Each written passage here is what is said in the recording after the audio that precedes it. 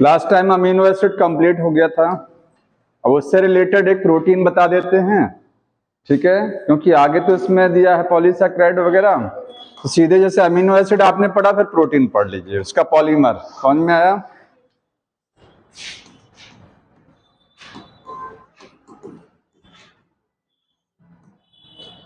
Proteins क्या हैं? Polymer of the amino acid, या बोलते हैं पॉलीपेप्टाइड चेन्स। समझ में आया? क्योंकि प्रोटीन जब बनती है तो बहुत सारे अमीनो एसिड आपस में जुड़ते हैं, ठीक है। दो अमीनो एसिड के बीच में क्या है? पेप्टाइड बॉन्ड है। तो ढेर सारे पेप्टाइड बॉन्ड आपको देखने को मिलेंगे, इसलिए प्रोटीन की चेन का दूसरा नाम क्या है? पॉलीपेप्टाइड चेन या पॉलीमर ऑफ अमीनो एसिड है ये, ठीक है, पॉलीपेप्टाइड्स। प्रोटीन जो होती है ये पॉलीमर तो है, लेकिन सभी जो अमीनो एसिड हैं वो सारे अमीनो एसिड एक जैसे नहीं होते हैं, ध्यान रखना है आपको एक चीज। जब आप पॉलीसैकेराइड पढ़ेंगे तो पॉलीसैकेराइड में जो मोनोसैकेराइड है वो सेम हो सकते हैं, लेकिन प्रोटीन में कभी सारे अमीनो एसिड सेम नहीं हो सकते हैं। अगर सब सेम होते तो उसको बोलते हैं होमोपॉलीमर। अभी अमीनो एसिड क्या है? डिफरेंट होते हैं, समझ में आया? कभी सेम नहीं होते हैं, इसलिए हेटेरोपॉलीमर्स बोलते हैं प्रोटीन्स को। प्रोटीन्स क्या हैं? ये हैं हेटेरोपॉलीमर्स। हेटेरोपॉलीमर्स का मतलब और जो अमीनो एसिड्स हैं, अमीनो एसिड्स वो क्या हैं? डिफरेंट हैं। ऐसा नहीं है कि सारे अमीनो एसिड डिफरेंट होते हैं, ऐसा नहीं होता है। एक अमीनो एसिड 2-3 बार रिपीट कर सकता है, हाँ ये कि एक से ज्यादा होंगे, more than one type of amino acid आपको देखने को मिलेगा। समझ में आया? लिख सकते हैं मोर देन वन टाइप, एक से ज्यादा टाइप मिलेंगे अमीनो एसिड के। कितनी प्रोटीन्स होती हैं? टोटल 900 से ज्यादा प्रोटीन्स होती हैं। अमीनो एसिड की संख्या कितनी होती है? टोटल 21 या 22 टाइप्स, ठीक है। तो जो 21 या 22 टाइप्स के अमीनो एसिड हैं, वैसे तो देखा जाए 300 से ज्यादा टाइप के अमीनो एसिड हैं। कितने हैं? More than 300।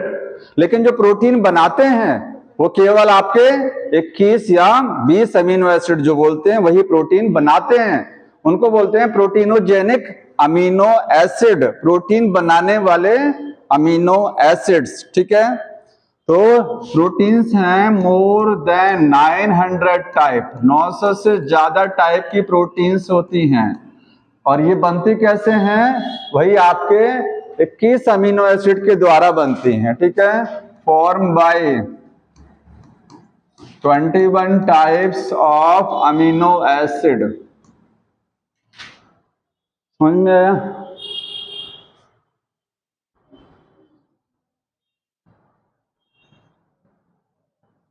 अब प्रोटीन्स का टाइप क्या होगा ये किस चीज पर डिपेंड करता है? कैसा अमीनो एसिड लगा है, कैसा अमीनो एसिड लगा है, अमीनो एसिड की सीक्वेंस क्या है और type of the amino acid. So suppose करिए अगर मान लीजिए A1 और A2, ठीक है, A1 और A2, इसमें दो ही टाइप के अमीनो एसिड लगे हुए हैं इस प्रोटीन की चेन में, और एक प्रोटीन की चेन है उसमें A1 A2 A3 और A1 A3 A2 A1 कितने टाइप के लगे हैं? 3 टाइप। तो प्रोटीन का जो टाइप है वो डिपेंड करता है कितने टाइप के अमीनो एसिड लगे हैं, और दूसरी चीज इनकी सीक्वेंस पर भी। सोचिए एक प्रोटीन की चेन है, ठीक है, इसमें 3 टाइप के हैं, और दूसरे प्रोटीन की चेन बना रहे हैं उसमें भी 3 टाइप का है, लेकिन सीक्वेंस क्या हो गया? अब ये चेंज हो गया। देखिए तो सीक्वेंस जब चेंज हो जाती है अमीनो एसिड की तो प्रोटीन का प्रकार बदल जाएगा। अमीनो एसिड का टाइप चेंज तो प्रोटीन का टाइप चेंज हो जाएगा, ठीक है। इस चीज को आप नोट कर लीजिएगा।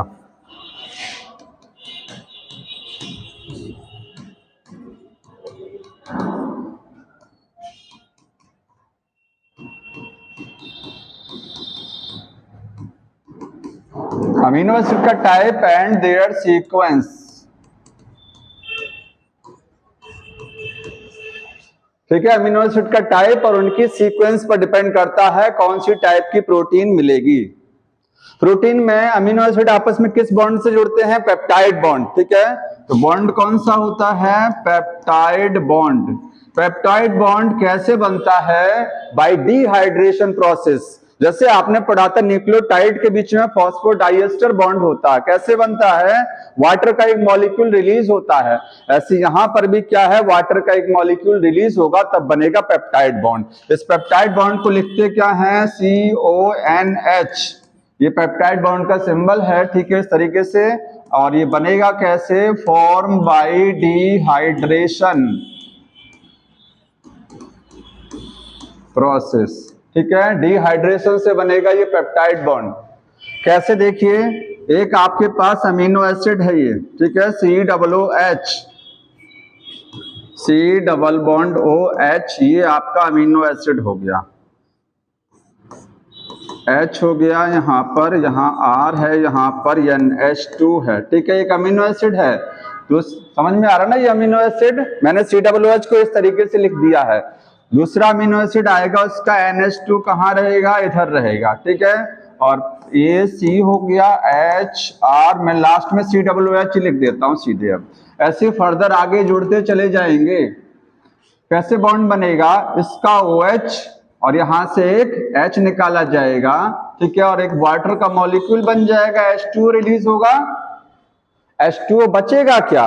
बचेगा ये सारा हट जाएगा, यहाँ H बचेगा। क्या चीज बचेगी? ये H, ठीक है। तो आप इसको CO को ऐसे भी तो लिख सकते हैं, अब CO और NH हो गया ना ये भाई। यहां से C डबल बॉन्ड O था, फिर OH लगा हुआ था, उस OH को यहां से हटाया, यहां से एक H लिया, बचा क्या? CO यहां बचा, यहां NH बचा, यही CONH बॉन्ड है। यही क्या है आपका? पेप्टाइड बॉन्ड हो गया। ऐसे आगे पेप्टाइड बॉन्ड बनेंगे। अगर कहा जाए कि किसी प्रोटीन के चेन में 20 अमीनो एसिड हैं तो पेप्टाइड बॉन्ड की संख्या 19 होती है। ये आपको उस समय बताया था कल जो DNA पढ़ा रहे थे कि एक पेप्टाइड बॉन्ड कम होगा, जितने अमीनो एसिड होते हैं उससे एक कम पेप्टाइड बॉन्ड की संख्या रहती है।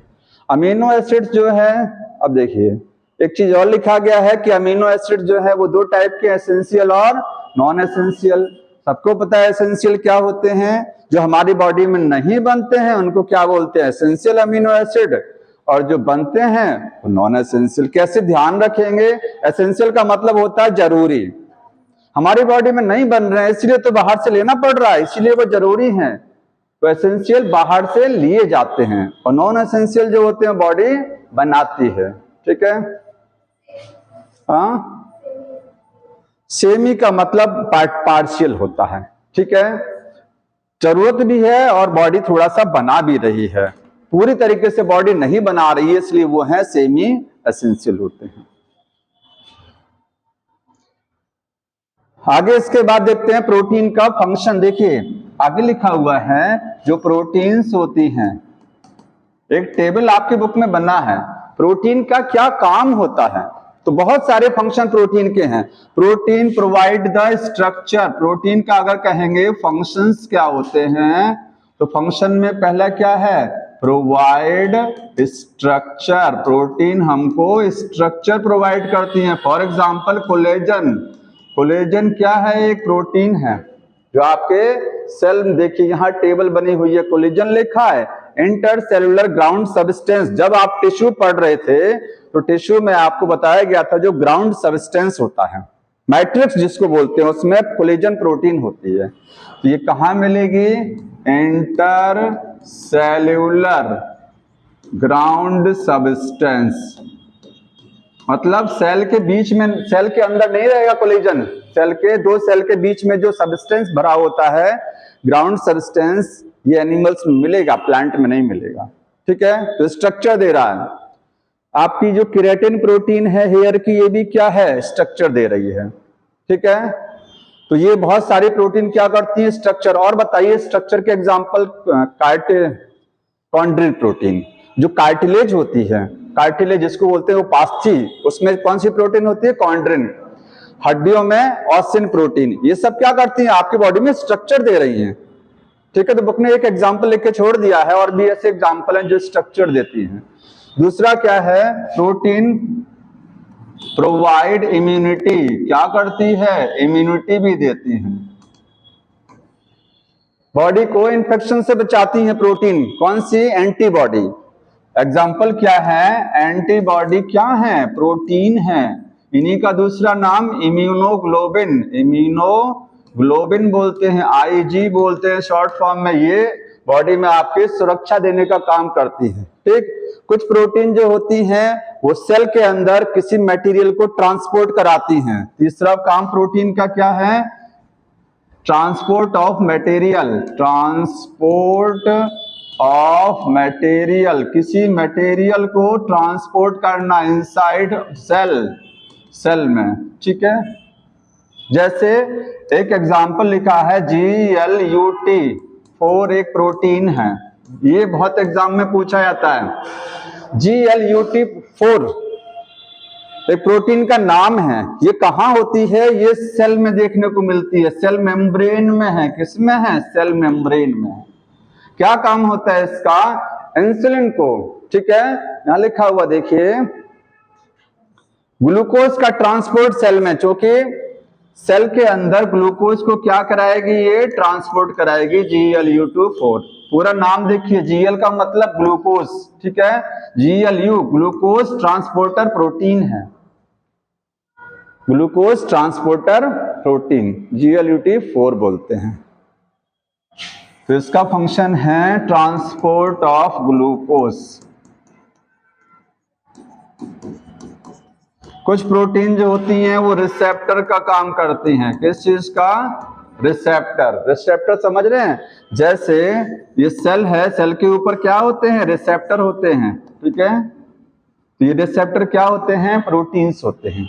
कुछ प्रोटीन क्या है? हार्मोन का काम करती हैं, इंटरसेलुलर मैसेंजर हार्मोन का भी काम करती हैं। तो एक टेबल जो बनी हुई है उसमें लिखा हुआ है,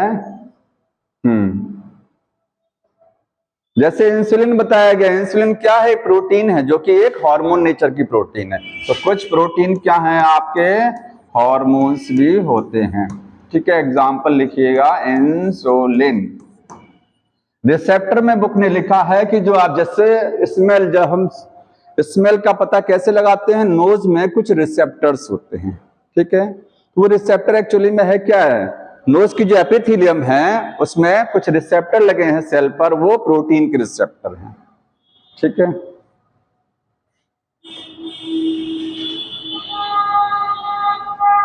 ये तो हो गया प्रोटीन। आगे है प्रोटीन का स्ट्रक्चर। अब देखिए बुक में इसके बाद कार्बोहाइड्रेट दे दिया गया, देखिए इसके बाद क्या दिया हुआ है? पॉलीसैकेराइड। तो इसके बाद सीधी आप प्रोटीन का स्ट्रक्चर समझ लीजिए, सारा प्रोटीन एक साथ कंप्लीट कर लीजिए। स्ट्रक्चर ऑफ प्रोटीन,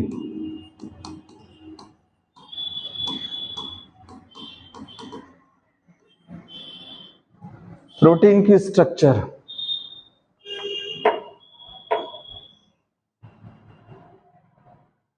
एक लाइन पढ़ी लिखा है, जो स्ट्रक्चर का मतलब होता है कोई भी मॉलिक्यूल है, कोई भी मॉलिक्यूल है। सेकंड लाइन पढ़िए, कोई भी मॉलिक्यूल है उसकी स्ट्रक्चर आप अगर समझना चाहते हैं तो इनऑर्गेनिक केमिस्ट्री में स्ट्रक्चर का मतलब होता है मॉलिक्यूलर फॉर्मूला। मैं लिख रहा हूं कि स्ट्रक्चर के कई मतलब हैं, ठीक है। अभी ये छोड़ दीजिए, स्ट्रक्चर ऑफ अ मॉलिक्यूल, कोई मॉलिक्यूल है, कोई बायोमॉलिक्यूल है, ठीक है, उसकी स्ट्रक्चर अगर आप समझना चाहते हैं तो स्ट्रक्चर के कई तरीके हैं समझाने के। जैसे इनऑर्गेनिक केमिस्ट्री में, इनऑर्गेनिक केमिस्ट्री में स्ट्रक्चर का मतलब होता है मॉलिक्यूलर फॉर्मूला से। कभी इनऑर्गेनिक केमिस्ट्री में आप जो है मॉलिक्यूलर फॉर्मूला ही तो पढ़ते ना किसी भी चीज का, समझ में आया? ऑर्गेनिक केमिस्ट्री में इसका मतलब क्या है? ऑर्गेनिक में अगर पढ़ते हैं तो ऑर्गेनिक में मॉलिक्यूलर फॉर्मूला की जगह आप क्या पढ़ते हैं? पूरी स्ट्रक्चर पढ़ते हैं, 2 डायमेंशनल। हम किसी भी मॉलिक्यूल को 2D में डिस्क्राइब करते हैं, किसमें? 2 डायमेंशनल में। जैसे बेंजीन का बोर्ड में डायग्राम बनाते हैं ना, बेंजीन की रिंग, तो वो क्या है? 2D है। कैसा डायग्राम है वो? 2 डायमेंशनल है ना, ठीक है। कोई भी स्ट्रक्चर है तो उसको डायग्रामेटिक रिप्रेजेंट कर सकते हैं। इनऑर्गेनिक में डायग्रामेटिक रिप्रेजेंटेशन नहीं करते, इनऑर्गेनिक में फॉर्मूला हम लोग पढ़ते हैं। जैसे ग्लूकोज है तो C6H12O6 लिख देंगे, इतना समझ में आ गया केवल। लेकिन अगर ऑर्गेनिक केमिस्ट्री में पढ़ेंगे तो उसको पूरा स्ट्रक्चर समझाएंगे, ओपन रिंग है कि रिंग फॉर्म में कि ओपन चेन में ग्लूकोज। यहाँ पर हम लोग उसको 2D में समझते हैं, 2 डायमेंशनल स्ट्रक्चर समझते हैं, ठीक है। और फिजिक्स में जो होता है, फिजिक्स में किसी भी चीज को 3D में समझा जाता है। कोई भी ऑब्जेक्ट मूव कर रहा है, ठीक है, रोटेशन हो रहा है, तो किस चीज में समझते हैं उस चीज को? 3D में, फिजिक्स में समझा जाता है। पेंडुलम है, मूव कर रहा है ना, फिजिक्स में यही तो होता है कि 3D में सारी चीजों को समझा जाता है। और बायोलॉजी में जब समझते हैं तो उसको 4 लेवल पर, एट 4 लेवल्स, 4 स्तर होते हैं स्ट्रक्चर को समझने के। कितने लेवल हैं? 4 लेवल पर, प्राइमरी, सेकेंडरी, टर्शरी, क्वार्टरनरी, 4 स्तर पर किसी भी चीज की स्ट्रक्चर को समझ सकते हैं, ठीक है। 4 लेवल का मतलब है प्राइमरी स्ट्रक्चर भी होती है यहाँ पर, सेकेंडरी है, टर्शरी भी है और क्वार्टरनरी स्ट्रक्चर भी होती है। बाकी सब में एक ही एक आपको समझेंगे, ठीक है, एक ही एक स्ट्रक्चर सभी में होती है। अब देखिए, तो प्रोटीन का जो स्ट्रक्चर है, एक चीज और जानिए, प्रोटीन की जो चेन होती है, जैसे मैं एक प्रोटीन का चेन बना रहा हूं, इसमें ये अमीनो एसिड लगे हुए हैं, ठीक है। इसमें एक साइड एन टर्मिनल है और एक साइड क्या होता है? सी टर्मिनल, पता होना चाहिए। क्यों होता है? क्योंकि ये जो अमीनो एसिड है, जब आप अमीनो एसिड बनाते हैं तो COOH को कभी इधर नहीं लगाते हैं ना, इधर क्या लगाते हैं? हमेशा NH2, इधर H, इधर R, COOH हमेशा राइट साइड में लगाया जाता है। तो जब अगला अमीनो एसिड जोड़ा जाएगा यहाँ पर, तो अगले में NH2 इधर आएगा, C हो गया, H, R, COOH कहाँ जाएगा? राइट साइड में जाएगा। तो जब ये सारे अमीनो एसिड जुड़ करके एक चेन बनेगा, तो इस साइड में जो लेफ्ट साइड में रहेगा, ये लेफ्ट साइड है, वो राइट साइड है, ठीक है। लेफ्ट साइड में जो एंड मिलेगा वो एन टर्मिनल होता है। जैसे वहां पढ़ते थे डीएनए की चेन में 5 प्राइम एंड और 3 प्राइम एंड, तो ऐसे यहां पर ये एन टर्मिनल है। और ये सी का मतलब कार्बोक्सी टर्मिनल, लास्ट में COOH रहेगा ना, और इस साइड में अमीनो टर्मिनल है, ठीक है। तो यहां पर ये है अमीनो टर्मिनल, ये आपको लेफ्ट साइड में मिलेगा, और ये है कार्बोक्सी टर्मिनल, ये राइट साइड में मिलेगा। टेस्ट के लिए तैयारी करते रहिए, सैटरडे को टेस्ट होगा आपका, ठीक है, फुल सिलेबस, ये भी आएगा चैप्टर, ये तब तक खत्म हो जाएगा।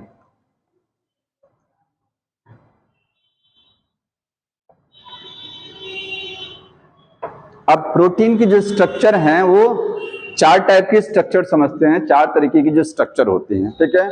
तो देखिए, प्राइमरी स्ट्रक्चर, प्राइमरी स्ट्रक्चर जो प्रोटीन की है, प्राइमरी स्ट्रक्चर कैसी होती है? एकदम स्ट्रेट होती है, सीधी होती है, ठीक है। सारे अमीनो एसिड एकदम एक सीधी लाइन में आकर के जुड़ जाएंगे, लीनियर है।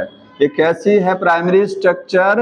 लीनियर होती है, ठीक है, कोई ब्रांचिंग नहीं होती है, एकदम लीनियर है।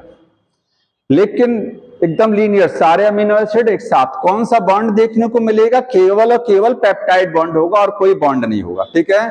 यहां पर मैं लिख रहा हूं प्राइमरी स्ट्रक्चर लीनियर है और ओनली पेप्टाइड बॉन्ड है, केवल क्या है? पेप्टाइड बॉन्ड्स होते हैं, ठीक है। सबसे सिंपल स्ट्रक्चर कहा जाए कौन सा वाला होता है? यही, इससे साधारण स्ट्रक्चर हो ही नहीं सकता है, तो ये सबसे सिंपलेस्ट है,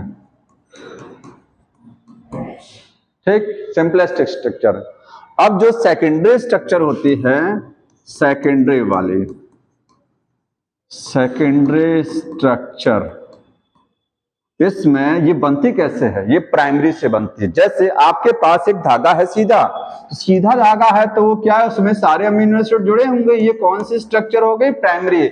इसी धागे से अगर इस तरीके से स्प्रिंग बना दिया जाए, ये देखिए, तो ये सेकेंडरी स्ट्रक्चर हो गया। इसी धागे को ऐसे इसमें मोर देन वन धागे, एक से ज्यादा थ्रेड अगर इस तरीके से जोड़ दिए जाएं, ये देखिए ऐसे भी तो जोड़ा जा सकता है। कई धागे हैं जिगजैग पैटर्न में लगे हुए हैं और सबके सब आपस में एक दूसरे से क्या हैं, जुड़े हुए हैं। देख रहे हैं सब जुड़ा हुआ है एक दूसरे से। इसमें एक ही थ्रेड है, एक ही थ्रेड है, वो कॉइल हो चुका है। इसमें सेवरल थ्रेड हैं और आपस में क्या है, जुड़े हुए हैं। समझ में आया? तो सेकेंडरी स्ट्रक्चर बनती है by folding of the primary structure. जब प्राइमरी स्ट्रक्चर फोल्ड हो जाती है तो उसको बोलते हैं सेकेंडरी। ठीक है, तो सेकेंडरी कैसे बनती है, फोल्डिंग ऑफ प्राइमरी स्ट्रक्चर। ठीक है, फोल्डिंग से बनेगा। अब फोल्डिंग जब होती है तो जान लीजिए कि देखिए पेप्टाइड बॉन्ड तो होता है प्राइमरी स्ट्रक्चर में। कौन सा बॉन्ड है ये, पेप्टाइड। बिना किसी फोर्स ऑफ अट्रैक्शन के ये प्राइमरी से सेकेंडरी में कन्वर्ट नहीं हो सकता है, अट्रैक्शन चाहिए। अट्रैक्शन कैसा, सोचिए ये पहला अमीनो एसिड है, ये फर्स्ट वाला है, ये चौथा अमीनो एसिड है। ठीक है, और इसके बाद और ऐसे अमीनो एसिड जुड़े हैं, तो पहला और चौथा, दूसरा और पांचवा, तीसरा और छठा, मतलब 3 अमीनो एसिड का गैप लेकर के। तो ये अमीनो एसिड आपस में अगर हाइड्रोजन बॉन्ड से जुड़ जाएं, किससे जुड़ जाएं, हाइड्रोजन बॉन्ड से, तो ये स्ट्रक्चर सीधी ना होकर के ये कॉइल हो जाएगी, क्योंकि अमीनो एसिड्स के बीच में फोर्स ऑफ अट्रैक्शन क्रिएट अगर हो जाता है तो ये फोल्ड हो जाते हैं। तो एक बॉन्ड एक्स्ट्रा और कौन सा डेवलप हो रहा है सेकेंडरी स्ट्रक्चर में, हाइड्रोजन बॉन्ड भी। प्राइमरी में हाइड्रोजन नहीं था, सेकेंडरी जब बनती है तो हाइड्रोजन बॉन्ड भी बन जाता है, एक एक्स्ट्रा बॉन्ड बनता है। यहां पर लिखेंगे कि पेप्टाइड बॉन्ड भी हैं, पेप्टाइड बॉन्ड तो मिलेगा सभी में, एंड हाइड्रोजन बॉन्ड्स भी देखने को मिलते हैं। ठीक है, ये सेकेंडरी स्ट्रक्चर कितने टाइप की है, ये 2 टाइप्स की होती है। 2 टाइप्स में आपको पहला क्या है, हेलिक्स मिलेगा। ठीक है, अल्फा हेलिक्स बोलते हैं उसको, और दूसरा क्या है, बीटा प्लेटेड शीट। या तो वो सेकेंडरी स्ट्रक्चर हेलिक्स के रूप में मिल सकती है, या तो वो शीट के रूप में मिल सकती है। जैसे जो शीट लगती है ना मकान के ऊपर, चादर जो होती है, तो जब वो कहीं रखी रहती है शॉप पर, तो एक के ऊपर एक इस तरीके से लगा होता है ना शीट। ठीक है, ढेर सारी, तो हेलिक्स के रूप में भी, और या बीटा प्लेटेड शीट। ये जो हेलिक्स से ध्यान रखिएगा, अगर डीएनए में हेलिक्स बनता है तो राइट हैंडेड भी हो सकता है, लेफ्ट हैंडेड। राइट हैंडेड कैसे होगा, ये अगर ये इस तरीके से हेलिक्स बन रहा, और लेफ्ट कैसे होगा, उल्टा घूमेगा। ये मैंने राइट बनाया है और इसी को मैं ऐसे बना दूं तो ये लेफ्ट हैंडेड, ऐसे घुमा रहे हैं। तो प्रोटीन में जो हेलिक्स होता है हमेशा राइट हैंडेड होता है, जबकि डीएनए में लेफ्ट हैंडेड भी हो सकता है। ठीक है, तो यहाँ हेलिक्स जो है वो ऑलवेज क्या है, ऑलवेज राइट हैंडेड होता है। और हेलिक्स में एक single protein polypeptide chain involve होती है। देखिए हेलिक्स एक ही धागे से बना ना केवल, तो एक सिंगल चेन इन्वॉल्व हो रही है, जबकि इसमें एक से ज्यादा चेन इन्वॉल्व हो रही हैं। ठीक है, सिंगल पॉलीपेप्टाइड चेन होती है इसमें, सिंगल पॉलीपेप्टाइड चेन मिलेगी देखने को हाइड्रोजन। और यहां पर बीटा प्लेटेड शीट में सेवरल पॉलीपेप्टाइड चेन है, कई चेन आपस में जब जुड़ जाएंगी इस तरीके से शीट नुमा, ठीक है, तो बीटा प्लेटेड शीट बन जाएगा। एक चीज और, यहां पर हाइड्रोजन बॉन्डिंग जो होती है वो इंट्रामोलिक्यूलर है। इंट्रामोलिक्यूलर समझते हैं, अगर एक ही मॉलिक्यूल में बॉन्ड बन रहा है, आखिर यहाँ जो हाइड्रोजन बॉन्ड बन रहा है ना वो एक ही चेन में तो है, एक सिंगल धागे के अंदर हाइड्रोजन बॉन्ड। देखिए यहाँ एक अमीनो एसिड है, यहाँ है, ये आपस में किससे जुड़ गया, हाइड्रोजन बॉन्ड। यहाँ एक है, यहाँ एक है हाइड्रोजन बॉन्ड, लेकिन यहाँ जो हाइड्रोजन बॉन्ड बन रहे हैं वो क्या है, 2 मॉलिक्यूल, एक चेन ये आपकी, दूसरी चेन ये वाली, दोनों के बीच में हाइड्रोजन बॉन्ड है, तो इसको बोलते हैं इंटरमॉलिक्यूलर। 2 मॉलिक्यूल के बीच वाला ये है इंट्रामॉलिक्यूलर। ठीक है, तो यहां पर होता है इंट्रामॉलिक्यूलर हाइड्रोजन बॉन्डिंग, और यहां पर है इंटरमॉलिक्यूलर। कुछ पूछना तो बताइए, क्यों बड़ा ध्यान से सोच रहे हो, कुछ बताएंगे कुछ? हाँ तो दो टाइप का आपका हाइड्रोजन बॉन्डिंग हो गया, ठीक है, ये सेकेंडरी स्ट्रक्चर होती है। अब इसके बाद जो स्ट्रक्चर आएगा वो कौन सा है, टर्सरी। क्या चीज, हाँ पैरेलल, किस में, इसमें बीटा प्लेटेड शीट की बात करें ना, कोई बात नहीं है। पैरेलल एंटी पैरेलल ये है, जैसे मान लीजिए एक एन टर्मिनल वाला है, ये सी है, ठीक है, और आपकी जो लगा रहे हैं नीचे जो लगेगी, इसको ऐसे करिए, ये देखिए ये गया, ये एन और ये सी, आपकी एन वाले को यहां से ले लेते हैं, ठीक है। अगर एन यहां पर है ऐसे बनना, तो ये क्या हो गया, एंटी पैरेलल। और अगर इस तरीके से लग रहा है, एन इधर सी इधर, और इसमें भी एन इधर और सी इधर, तो ये पैरेलल हो गया।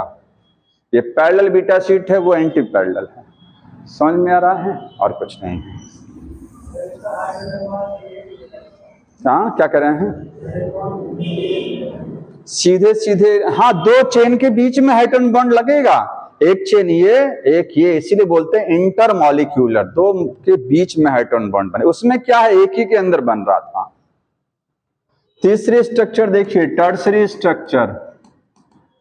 टर्सरी स्ट्रक्चर, टर्सरी स्ट्रक्चर को बोलते हैं ग्लोब्यूलर स्ट्रक्चर, ग्लोब्यूलर स्ट्रक्चर बोलते हैं इसको। ग्लोब्यूलर का मतलब होता है बॉल शेप्ड, बॉल के नुमा जो स्ट्रक्चर है वो ग्लोब्यूलर होती है, ठीक है। ये बनते कैसे है, ये प्राइमरी स्ट्रक्चर जो होती है, प्राइमरी स्ट्रक्चर उसी से बनेगा एक्स्ट्रा। जी देखिए ऐसा इतना फोल्ड हो गया है, इतना ज्यादा फोल्डिंग हो गई है कि वो क्या बन गया, एक बॉल नुमा। इसमें भी एक साइड में क्या होगा, एन टर्मिनल, और एक साइड में कहीं रहेगा सी। ये चेन एक ही है, ध्यान रखना, एक धागा है, एक धागे को इतना आप मोड़ दीजिए कि एक बॉल बन जाए, ठीक है। एक एंड आपका सी टर्मिनल, एक एंड आपका एन टर्मिनल रहेगा, तो पूरा ये बॉल नुमा बना दिया, इससे उनका गोला होता है। समझ में आया। तो इस टर्सरी स्ट्रक्चर ग्लोब्यूलर, इसमें बीच में आपको यहाँ पर कुछ गड्ढे दिखाई दे रहे हैं, ये दिख रहा है डिप्रेशन, ये गड्ढा बना, ये गड्ढा बना छोटा सा, इनको पॉकेट्स बोलते हैं या एक्टिव साइट्स बोलते हैं, ठीक है।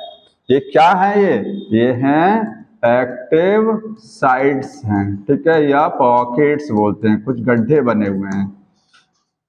टर्सरी स्ट्रक्चर, अच्छा टर्सरी स्ट्रक्चर देखने को कहाँ मिलती है, एंजाइम्स में। जितने एंजाइम्स होते हैं वो सब किस में होते हैं, टर्सरी स्ट्रक्चर। और हम जानते हैं एंजाइम सब क्या करते हैं, काम करते हैं, कुछ ना कुछ किसी रिएक्शन को चलाते हैं। तो कहा जाए कि चारों स्ट्रक्चर में से कौन सी स्ट्रक्चर जो होती है, जो फंक्शनल होती है, जो काम करती है, तो टर्सरी स्ट्रक्चर फंक्शनल होती है। समझ में आया, क्योंकि ये एंजाइम इसी स्ट्रक्चर में मिलते हैं। तो इसका ये आप लिखेंगे एग्जाम्पल क्या होता है टर्सरी में, एंजाइम्स, ठीक है। और लिखिएगा ये फंक्शनल स्ट्रक्चर है, फंक्शनल। अगला है क्वार्टरनरी। अच्छा इसमें बॉन्ड कौन सा बनेगा, देखिए इसमें और भी बॉन्ड बनेंगे। आपका पेप्टाइड तो है ही है, पेप्टाइड बॉन्ड हो गया, हाइड्रोजन बॉन्ड हो गया, साथ में कुछ बॉन्ड्स एक्स्ट्रा मिलेंगे, जैसे disulphide bond, hydrophobic interaction, van der Waals force, ionic bond, ठीक है। मतलब बहुत ढेर सारे बॉन्ड अमीनो एसिड्स के बीच में, अमीनो एसिड इतने ज्यादा बॉन्ड से जुड़ जाएगा कि वो स्ट्रक्चर कैसी हो जाएगी, बॉल नुमा हो जाती है। भाई इतनी ज्यादा कंप्रेस क्यों हुआ, क्योंकि बहुत ज्यादा एक्स्ट्रा बॉन्ड बनेंगे। तो लिख लीजिएगा यहां पर आयनिक बॉन्ड मिलेगा, हाइड्रोफोबिक इंटरेक्शंस, डाइसल्फाइड बॉन्ड, ठीक है। हाँ ये सारे बॉन्ड मिलेंगे। क्वार्टरनरी स्ट्रक्चर,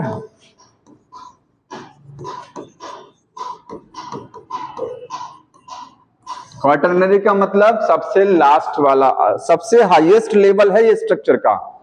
इसमें अगर कोई भी प्रोटीन या तो टर्सरी स्ट्रक्चर में होती है, या तो प्राइमरी, या तो सेकेंडरी, कोई भी स्ट्रक्चर में है, कोई भी प्रोटीन किसी भी स्ट्रक्चर में है, तो जब कई तरीके, तीनों स्ट्रक्चर जो आपने पिछला पढ़ा, तीनों स्ट्रक्चर की, तीनों टाइप की प्रोटीन जब कहीं आकर के जुड़ जाती हैं, तो कौन सी स्ट्रक्चर बनती है, quaternary.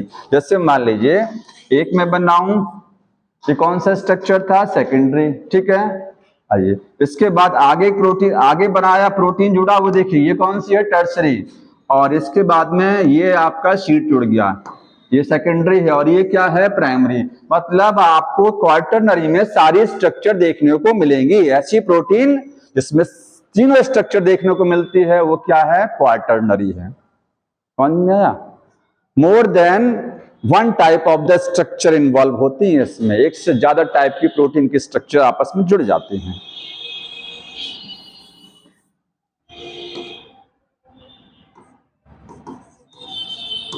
Form by primary comma secondary और टर्शरी स्ट्रक्चर। तीनों स्ट्रक्चर के मिलने से बनता है क्वार्टरनरी स्ट्रक्चर। एग्जाम्पल क्या है इसका?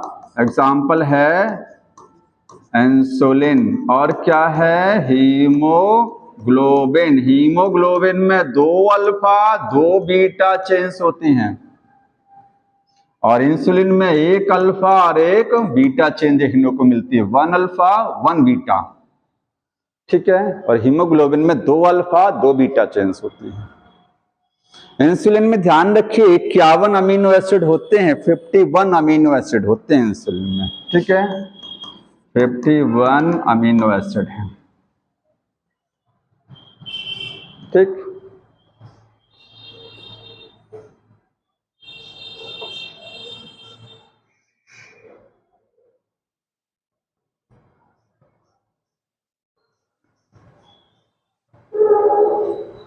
ये हो गया अमीनो एसिड वाला कंप्लीट।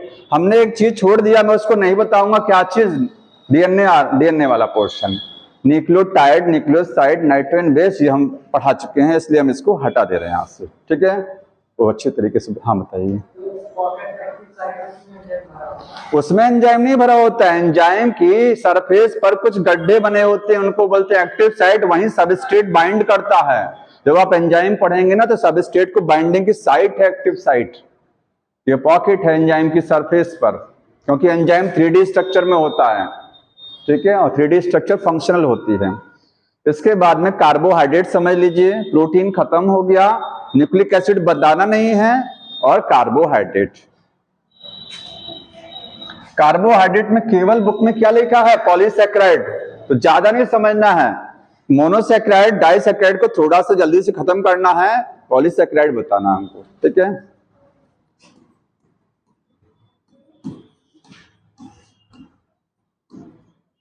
कार्बोहाइड्रेट का अगर कहें मीनिंग क्या होता है, तो हाइड्रेट्स और ऐसे ऑर्गेनिक कंपाउंड जिसमें कार्बन, हाइड्रोजन और ऑक्सीजन के अलावा कुछ नहीं मिलता, उसको बोलते हैं कार्बोहाइड्रेट। लेकिन अगर कहा जाए प्रोटीन्स में क्या क्या चीजें हो सकती हैं, बताइए। प्रोटीन्स में कार्बन होगा, ये तीनों तो जितने ऑर्गेनिक कंपाउंड हैं, जितने आपके बायोमोलिक्यूल हैं, उसमें तीनों तो सब में मिलेगा देखने को। ये 3 चीजें तो कंपलसरी हैं। अब प्रोटीन में इसके अलावा सल्फर भी मिलता है देखने को, नाइट्रोजन भी है, लेकिन फास्फोरस नहीं है। आपने हर्षे-चेज एक्सपेरिमेंट में पढ़ा था ना, हर्षे-चेज वाले में यही तो बताया गया था, प्रोटीन में फास्फोरस नहीं, फास्फोरस डीएनए में होता है। तो ये 5 चीजें हैं, 1 2 3 4 5, ये प्रोटीन में। लेकिन कार्बोहाइड्रेट में केवल 3 ही मिलता है। तो कार्बोहाइड्रेट को बोलते हैं hydrates of carbon, hydrates of carbon. ये कार्बन के हाइड्रेट्स है, मतलब CnH2O का होल, सॉरी X लिखते हैं, X और ये Y, CxH2O का होल Y, ये इसका जनरल फॉर्मूला है। यहाँ X और Y सेम भी हो सकता है और डिफरेंट भी हो सकता है। जैसे ग्लूकोज के केस में X और Y की वैल्यू क्या होती है? सेम होती है, और डिफरेंट भी हो सकता है। समझ में आया? मतलब अगर कहा हाइड्रेट्स ऑफ कार्बन समझ रहे हैं, ये हाइड्रेट का मतलब H2O, कार्बन का मतलब कार्बन। कार्बन के क्या है? ये हाइड्रेट्स हैं। कार्बोहाइड्रेट में ऑक्सीजन और हाइड्रोजन का जो रेशियो होता है वो क्या है? 2:1, 2 हाइड्रोजन और 1 ऑक्सीजन, जो वाटर में रेशियो होता है वही कार्बोहाइड्रेट में भी है। समझ में आ रहा है? अब जो कार्बोहाइड्रेट हैं ये और क्या कह सकते हैं? पॉलीहाइड्रोक्सी, पॉलीहाइड्रोक्सी, एल्डिहाइड्स, एल्डिहाइड्स और कीटोन्स होते हैं। ठीक है, जो कार्बोहाइड्रेट हैं इनमें आपको बहुत सारे हाइड्रोक्सिल ग्रुप देखने को मिलेंगे, साथ में एल्डिहाइड ग्रुप भी हो सकता है और कहीं कहीं कीटोन। जैसे आप ग्लूकोज का स्ट्रक्चर पढ़ते हैं तो ग्लूकोज में आपके OH ग्रुप लगा रहता है और साथ में क्या है, CHO रहता है। ठीक है, कितने OH रहते हैं?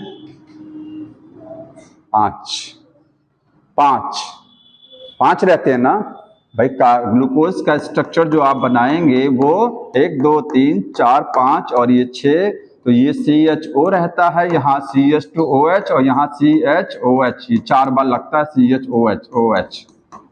तो पॉलीहाइड्रोक्सी का मतलब ढेर सारे हाइड्रोक्सिल ग्रुप लगे हुए हैं, किसके साथ में? एल्डिहाइड के साथ में। और फ्रक्टोज का डायग्राम जब बनता है तो फ्रक्टोज में ये यहाँ पर कार्बन जो है उसमें कीटोन ग्रुप लग जाता है, बाकी ये सब ऐसे ही रहता है। ठीक है, कार्बोहाइड्रेट के टाइप्स कितने होते हैं? तो टाइप में देखिए, इसका टाइप है मोनोसैकेराइड्स और दूसरा है ऑलिगोसैकेराइड,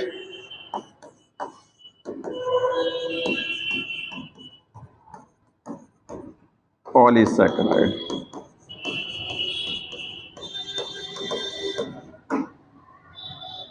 मोनोसैकेराइड क्या है? सबसे ऐसा कार्बोहाइड्रेट जो सबसे सिंपल और जिसकी हाइड्रोलिसिस नहीं कर सकते हैं आप, पानी से वो रिएक्शन नहीं करेगा।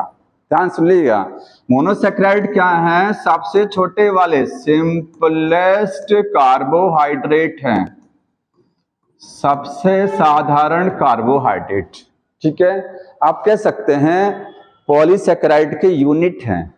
क्या है? Monomers of the polysaccharide. और दूसरी चीज क्या है? कैन नॉट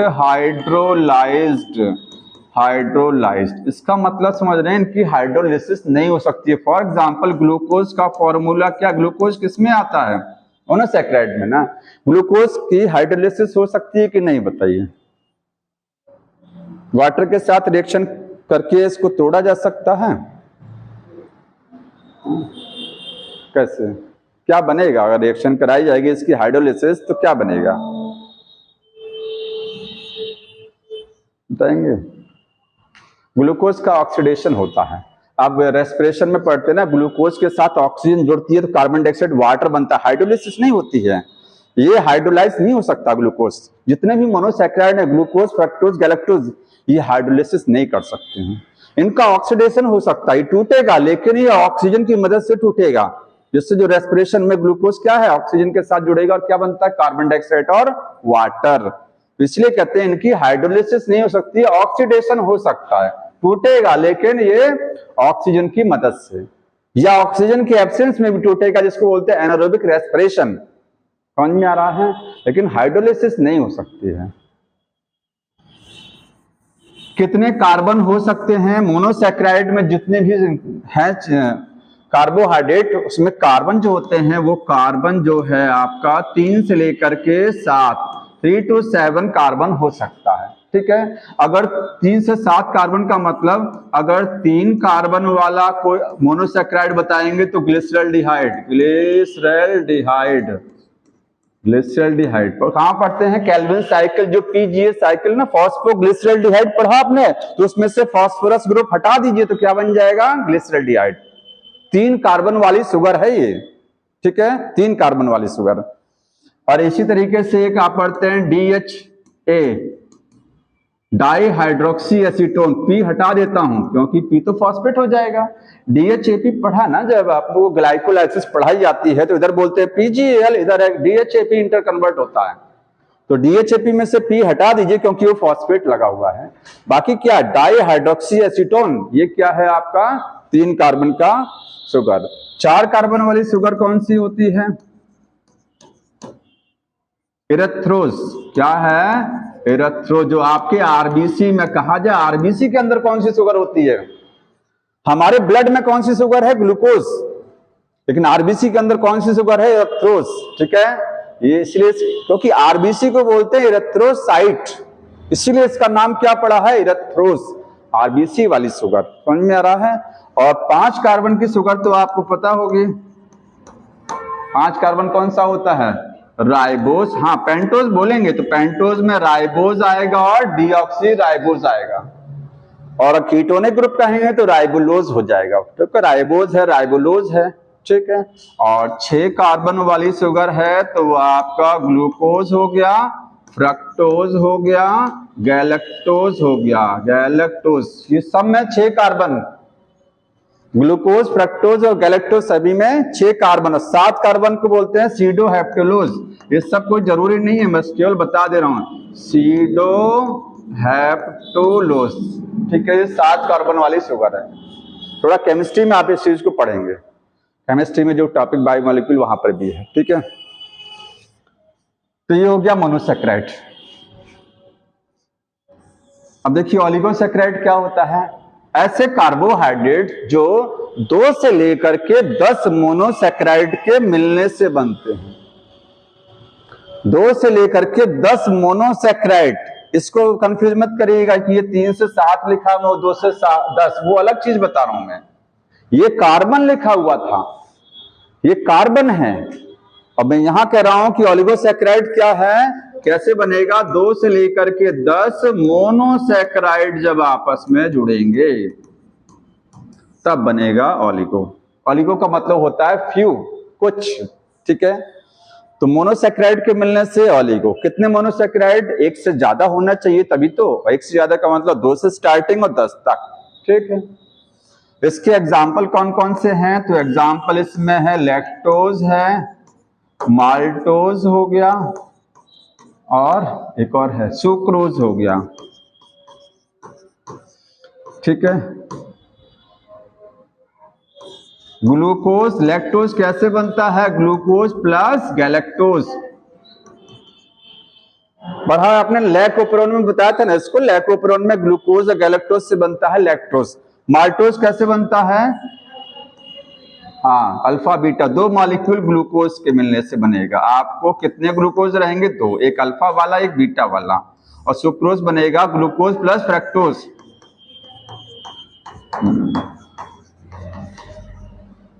ग्लूकोज और फ्रक्टोज के मिलने से सुक्रोज बनेगा, ठीक है। सुक्रोज जो है वो नॉन रिड्यूसिंग शुगर है, बाकी ये दोनों क्या है, रिड्यूसिंग शुगर है।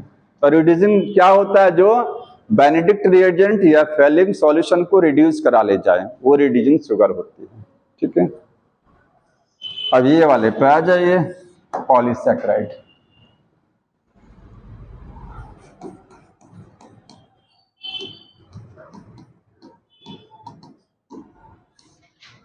पॉली का मतलब ढेर सारा, सैकेराइड का मतलब होता है कार्बोहाइड्रेट, ठीक है। मोनोसैकेराइड, जब बहुत सारे मोनोसैकेराइड आपस में मिलेंगे, कितने, 10 से ज्यादा, तो 10 से ज्यादा का मतलब ऐसा नहीं होता कि 11-12 नहीं होगा कि 50 मोनोसैकेराइड जुड़ेगा, होता ही नहीं है।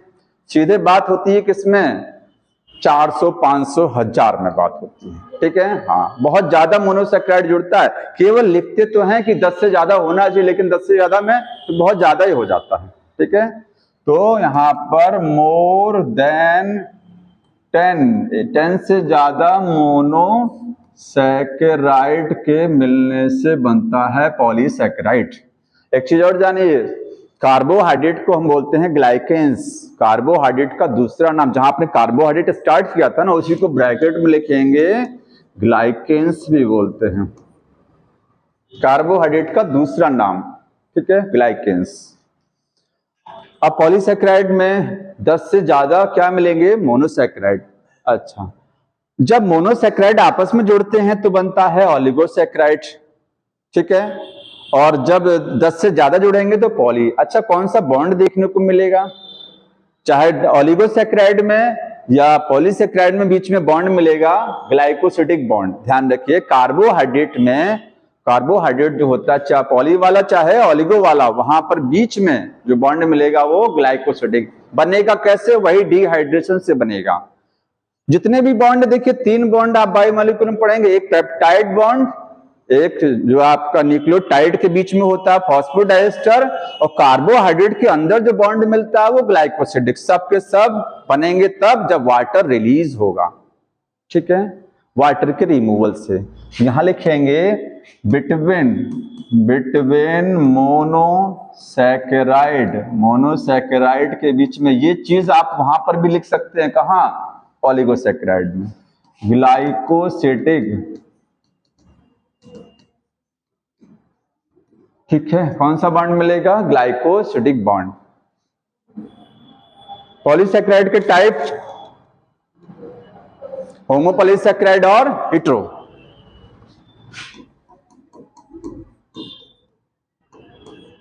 एक है होमोपॉलीसैकेराइड और दूसरा है हेटेरो पॉलीसैकेराइड। होमो का मतलब सेम, ऐसे पॉलीसैकेराइड जिसमें मोनोसैकेराइड जो होते हैं वो सब सेम है, सभी सेम टाइप के मोनोसैकेराइड, ठीक है। और यहां पर मोनोसैकेराइड क्या हो जाएंगे, डिफरेंट। इसका एग्जांपल क्या है, स्टार्च है, सेलुलोज है, सेलुलोज, ठीक है। इनोलिन है, इंसुलिन नहीं है वो, इनोलिन, ठीक है। इंसुलिन तो हार्मोन हो गया, वो प्रोटीन हो जाएगा। इनोलिन, डहेलिया की जो रूट होती है उसमें कौन सा कार्बोहाइड्रेट मिलता है, पॉलीसैकेराइड, इनोलिन मिलता है, ठीक है। और इसके बाद में आपका एक बच्चा जो एक्सोस्केलेटन में काइटिन होता है, काइटिन, ठीक है। और कौन सा, ग्लाइकोजन, यस, ग्लाइकोजन, ठीक है। कितने हैं ये सब होमोपॉली। अब इनकी यूनिट भी जान लीजिए भाई, होमो है तो किस चीज से बना होगा, स्टार्च, सेलुलोज, ये दोनों किससे बनते हैं, ग्लूकोज से। यहां पर ग्लूकोज इसका यूनिट होता है, बहुत सारे ग्लूकोज आपस में जुड़ेंगे और क्या बनेगा, स्टार्च बनेगा, और या तो सेलुलोज। थोड़ा डिफरेंस होता है, बॉन्ड का भी बताएंगे, बॉन्ड का अंतर है। इनोलिन किसका है, फ्रक्टोज का पॉलीमर है, ये फ्रक्टोज का पॉलीमर है। किसके मिलने से बनेगा, फ्रक्टोज के, ठीक है। कई फ्रक्टोज मिलेगा आपस में, इनोलिन। काइटिन है एन एसिटाइल ग्लाइकोसामाइन, ठीक है, ग्लूकोसामाइन, एन एसिटाइल ग्लूकोसामाइन का पॉली, ये बुक में लिखा गया है। किस चीज का पॉलीमर है ये, एन एसिटाइल ग्लूकोसामाइन। मतलब अगर काइटिन को बनाना होगा तो NAG, ये सब आपस में ढेर सारे NAG लग जाएंगे। NAG क्या है, एन एसिटाइल ग्लूकोसामाइन है, बहुत सारे NAG आपस में जुड़ जाएंगे और क्या बन जाएगा, काइटिन, ठीक है। ग्लाइकोजन कैसे बनेगा, ढेर सारे क्या जुड़ेंगे, स्टार्च, सॉरी ग्लूकोज, क्या जुड़ेगा, ग्लूकोज, ठीक। तो इसको भी लिखेंगे, इसमें क्या है, ग्लूकोज का पॉलीमर है। यहां तो समझ में आ गया होगा, ठीक है। हेटेरोपॉलीसैकेराइड के एग्जांपल देखिए। पहला एग्जांपल हेमीसेलुलोज, पैक्टिन, हेमीसेलुलोज हो गया, पैक्टिन हो गया, अगार हो गया, ये 3 एग्जांपल, ठीक है। हेमीसेलुलोज कहाँ होता है, सेल वॉल में। सेलुलोज के साथ साथ क्या होगा, सेल वॉल में हेमीसेलुलोज। पैक्टिन कहाँ मिलेगा, अच्छा, मिडिल लैमेला किस चीज की बनी होती है, कैल्शियम प्लस पैक्टिन होती है ना। दो सेल, प्लांट सेल जब आपस में जुड़ती हैं तो बीच में जो कनेक्शन है वो क्या है, मिडिल लैमेला, वो कैल्शियम और पैक्टिन की बनी होती है। तो मिडिल लैमेला में होता है कैल्शियम पैक्टिन। अगार जानते हैं क्या है, सॉलिडिफाइंग एजेंट है, रेड एल्गी से मिलता है। कौन सी रेड एल्गी, जिलीडियम और क्रिसलेरिया, ठीक है। बैक्टीरिया को जब कल्चर करते हैं ना, किसी बैक्टीरिया को जब ग्रो कराते हैं तो सॉलिडिफाइंग एजेंट न्यूट्रिएंट मीडियम में क्या मिलाया जाता है, अगार। अगार किस हो गया, ये पैक्टिन और ये हेमीसेलुलोज, 3 हो गया। और थोड़ा सा इनकी स्ट्रक्चर देखिए, स्टार्च जो है, स्टार्च थोड़ा सा पढ़ना है, मैं आगे बढ़ा दे रहा हूं इसको। बुक में जो दिया वो समझ लीजिए, स्टार्च के बारे में थोड़ा दिया है और आपका सेलुलोज दिया हुआ है, ग्लाइकोजन साथ में।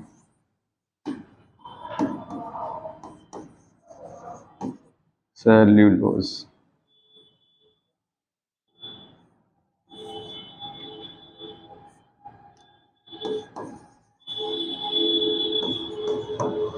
क्या इस पेन से नहीं मिटता है? इसमें कुछ ऐसा क्यों?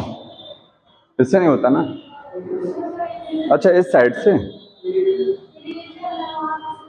नहीं, वो तो वो जान रहे रेजर ना, उसको बार बार सेलेक्ट करना पड़ेगा। कौन सेलेक्ट करे वहां जा करके? चलिए कोई बात नहीं है। स्टार्च क्या है? देखिए स्टार्च में बहुत सारे, और बहुत सारे का मतलब लगभग हजारों में ग्लूकोज आपस में जुड़ेगा तो क्या बनेगा? स्टार्च बनेगा।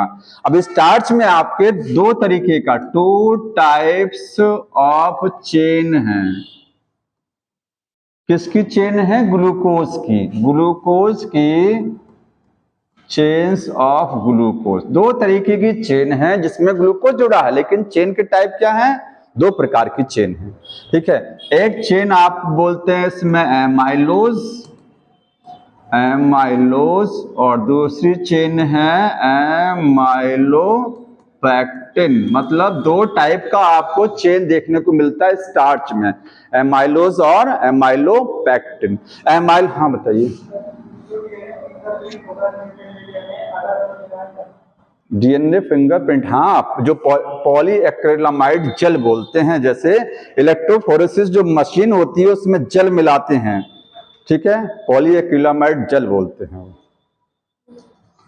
तो देखिए अमाइलोज जो चेन है ये कैसे बनेगी?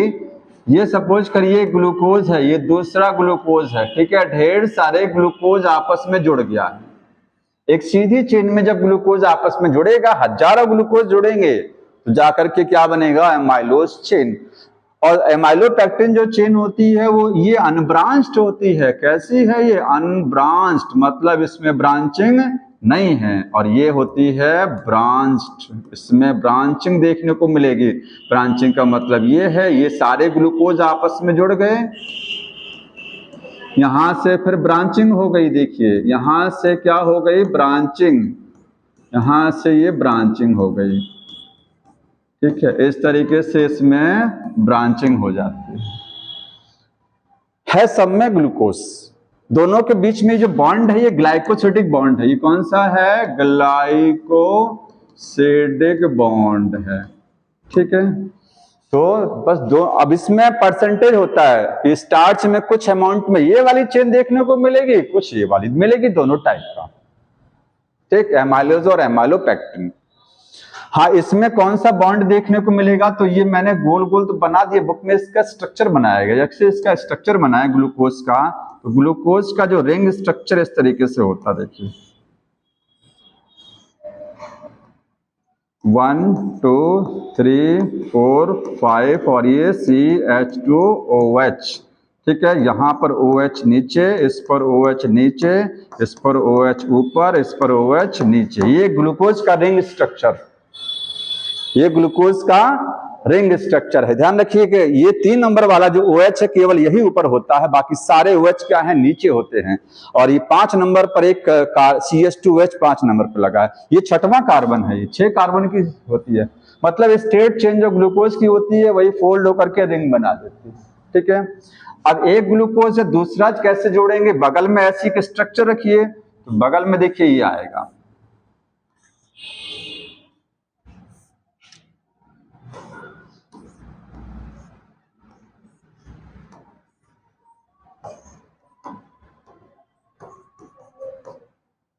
ये फर्स्ट हो गया, यहाँ पर ये सेकंड, ये थर्ड हो गया, और ये फोर्थ आ गया, और ये CH2OH 5वां कार्बन, सॉरी 5वां, ये 6वां हो गया, ठीक है। ये 5 नंबर 4 नंबर।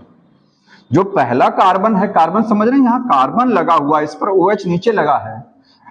अल्फा ग्लूकोज और बीटा ग्लूकोज किसको बोलते हैं? पहले नंबर से डिसाइड होता है। अगर पहले नंबर पर कार्बन पर OH नीचे है तो वो अल्फा पोजीशन है, और अगर इसी OH को मैं ऊपर कर दूं, पहला कार्बन का OH ऊपर हो जाएगा तो बीटा ग्लूकोज हो जाता है।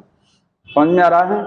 ऐसी राइबोस जब बनती है, राइबोस शुगर, तो उसमें जो OH लगा होता है वहां पर भी OH नीचे है तो अल्फा राइबोस, ऊपर है तो बीटा राइबोस, ठीक है। 5 कार्बन में भी यही होता है। बॉन्ड जो बनेगा, इस बॉन्ड को क्या बोलते हैं? अल्फा 1,4, अल्फा 1,4 लिंकेज है। ये कौन सी लिंकेज है? अल्फा 1,4 है। मतलब दो ग्लूकोज स्टार्च में एमाइलोज वाली चेन में दो ग्लूकोज आपस में जुड़ते हैं अल्फा 1,4 बॉन्ड से। कैसे देखिए, ये अल्फा पोजीशन है ना, ये भी अल्फा है, लेकिन ये इससे डिसाइड नहीं होता। अल्फा अल्फा पहले नंबर कार्बन वाले से डिसाइड होता है, पहला कार्बन पर जो जहां वो जैसा रहेगा। तो ये अल्फा पोजीशन 1 और ये 4, पहला कार्बन और चौथा कार्बन अगला, इसके बीच में क्या है, बॉन्ड। बॉन्ड कैसे बनेगा, ये OH और यहां से ऑक्सीजन लिया जाएगा, ठीक है, क्या बन सॉरी नहीं OH लिया जाएगा, यहां से OH यहां से H, तो H2O बन जाएगा और बीच में क्या बचेगा, O, बीच में जो बचेगा वो O बचेगा, ऐसे लिख देंगे O, ये बन गया बॉन्ड। तो यहां बॉन्ड नीचे है, यही बॉन्ड अगर ऊपर हो जाएगा तो बीटा पोजीशन वाला हो जाएगा, समझ में, जो सेलुलोज में होता है। तो अल्फा 1,4 समझ में आया होगा, पहले का फर्स्ट नंबर कार्बन दूसरे का चौथे कार्बन पर OH है, उसके बीच में बॉन्ड बनेगा। एमाइलोपेक्टिन चेन में देखिए क्या होगा, इसमें जो सीधी वाली चेन चल रही है ना, इसमें कौन सा बॉन्ड है, अल्फा 1,4, ये सब कौन से बॉन्ड है, अल्फा 1,4 है।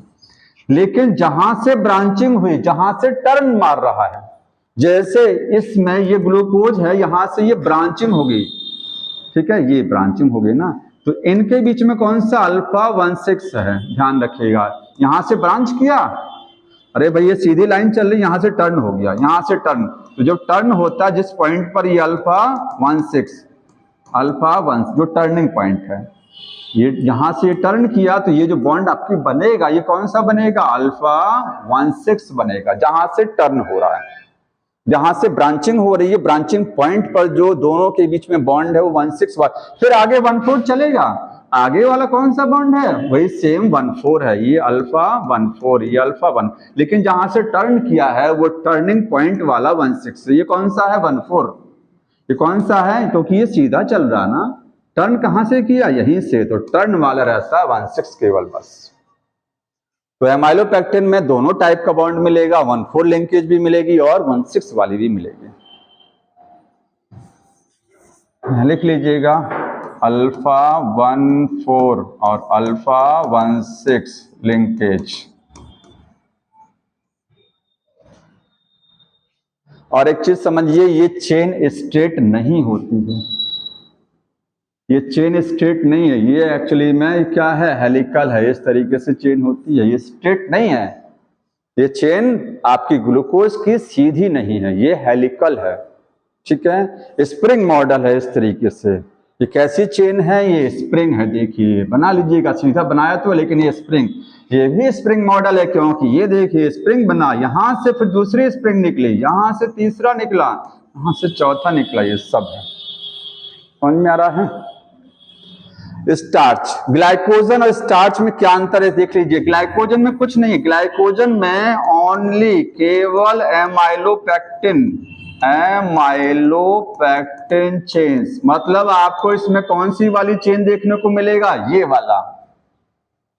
स्टार्च और ग्लाइकोजन में क्या अंतर है, स्टार्च प्लांट का रिजर्व फूड है, एनिमल का रिजर्व फूड क्या है, ग्लाइकोजन। दूसरा अंतर क्या है, स्टार्च में दो टाइप का चेन है और ग्लाइकोजन में केवल एमाइलोपेक्टिन चेन है, वो भी एमाइलोपेक्टिन होती तो है लेकिन ब्रांचिंग बहुत ज्यादा है, कहेंगे ब्रांचिंग, इससे भी कहीं ज्यादा ब्रांचिंग एमाइलोपेक्टिन में यहां होती है। तो एमाइलोपेक्टिन देखने को तो मिलती है, लेकिन क्या है, ये हाईली ब्रांच्ड है, बहुत ज्यादा इसमें ब्रांचिंग है। डायग्राम बनाएंगे तो इतनी खतरनाक ब्रांचिंग, ये देखिए इस तरीके से बुक में बनाया गया होगा, उसमें सीधा किया, लाइन को ध्यान से देखिए, उसने ऐसे किया, ये और ने किया ना, मैंने ऐसी सीधी लाइन को हेलिक्स बना दिया, एक्चुअली में हेलिक्स होता है, वो सीधा चलाया है। यहां पर आप इस तरीके से ये देखिए, बहुत ज्यादा ब्रांचिंग देखने को मिलती है एक्सेस। अगला डिफरेंस क्या है, स्टार्च आयोडीन के साथ रिएक्ट कर सकता है, ठीक है, रिएक्ट विथ आयोडीन, आयोडीन के साथ रिएक्ट करेगा, कैसा कलर देगा, ब्लू या फिर ब्लैक कलर आएगा स्टार्च। पोटैटो में स्टार्च होता है, पोटैटो पर आयोडीन डालेंगे और ब्लैक कलर आ जाएगा। ये ग्लाइकोजन जो है स्टार्च रिएक्ट नहीं करता है, नॉट रिएक्ट विथ आयोडीन। क्यों नहीं रिएक्ट करता है, देखिए इसका रिएक्ट करने का मतलब समझते हैं। मतलब ये है कि जैसे आपने आयोडीन मिलाया तो आयोडीन के जो मॉलिक्यूल है इसके हेलिक्स के बीच में जाकर के फंस जाते हैं। जैसे स्प्रिंग है, स्प्रिंग पर कोई चीज गिराइए, ठीक है, तो स्प्रिंग में वो फंस सकती है अगर जेल टाइप से है तो। पानी है तो चला जाएगा बाहर, लेकिन जेल टाइप की चीज रहेगी तो फंस जाएगी। तो आयोडीन इसके हेलिक्स के बीच में जो गैप होता है उसमें फंस जाता है। लेकिन ग्लाइकोजन में भी तो हेलिक्स है, तो वहां क्यों नहीं फंसता? क्योंकि ग्लाइकोजन में इतना ज्यादा ब्रांचिंग है, इतनी ज्यादा ब्रांचिंग है कि वो गैप मतलब क्रिएट नहीं हो पाता है। बहुत ज्यादा ब्रांच है ना। अभी इसी चीज को बोलिए, ये देखिए, ये इसमें ये ब्रांचिंग हुआ और ग्लाइकोजन की ब्रांचिंग इतनी ज्यादा ब्रांचिंग है कि वहां कहीं गैप नजर ही नहीं आता है। आयोडीन को रुकने के लिए जगह ही नहीं मिलती कि आयोडीन वहां स्टे भी कर जाए, निकल जाता है, आयोडीन ऊपर से ही निकल जाता है। गैप में भर ही नहीं पाते क्योंकि गैप नाम की चीज ही नहीं दिख रही, इतनी ज्यादा ब्रांचिंग हो चुकी है। यही कारण है, समझ में आ रहा है? एक्सेसिव ब्रांचिंग की वजह से। सेलुलोज तीसरा कौन सा बच्चा? सेलुलोज। तो सेलुलोज जो है वो भी पॉलीसेकेराइड है। हाँ बताइए। हाँ एमाइलोपेक्टिन, देखिए परसेंटेज तो नहीं क्लियर है कि एमाइलोज ज्यादा है, किसकी बात करें? स्टार्च की ना। नहीं क्लियर है कि एमाइलोपेक्टिन ज्यादा है कि एमाइलोज ज्यादा, आप देख लीजिएगा। हाँ स्टार्च जो है वो ब्लू या ब्लैक कलर देगा हेलिक्स होने की वजह से। हेलिक्स में बुक में लिखा है, हेलिक्स में आयोडीन ट्रैप हो जाती है। ग्लाइकोजन में हेलिक्स होता तो है लेकिन इतनी ज्यादा ब्रांचिंग होती है कि हेलिक्स में गैप दिखता नहीं है। सेकेंडरी तो सभी हैं। हाँ क्या? स्टार्च बिल्कुल पॉजिटिव देगा ना। पॉजिटिव का मतलब जो चीज रिएक्ट कर जा रही है आयोडीन के साथ, पॉजिटिव जो रिएक्ट नहीं कर रहा वो नेगेटिव टेस्ट होता है। सेलुलोज क्या है? ये भी पॉलीमर है किसका? ग्लूकोज का। डिफरेंस क्या यहाँ पर? बीटा 1,4 लिंकेज है, बस अंतर यही है। चेन स्ट्रेट है और लिंकेज कौन सी वाली है? बीटा 1,4। मतलब जब आप बनाएंगे यहां पर तो इस तरीके से जब रिंग बनाएंगे ग्लूकोज का तो बॉन्ड कौन सा दिखाएंगे? ऊपर। देख रहे हैं ये ऊपर बॉन्ड बनेगा। बीटा पोजीशन कहां होती है? ऊपर। अगर ये एक ग्लूकोज का डायग्राम आप बना रहे हैं तो नीचे अल्फा पोजीशन दिखाई जाएगी 1 नंबर कार्बन पर। इसमें 1 नंबर कार्बन पर OH कहां लगा रहेगा? ऊपर।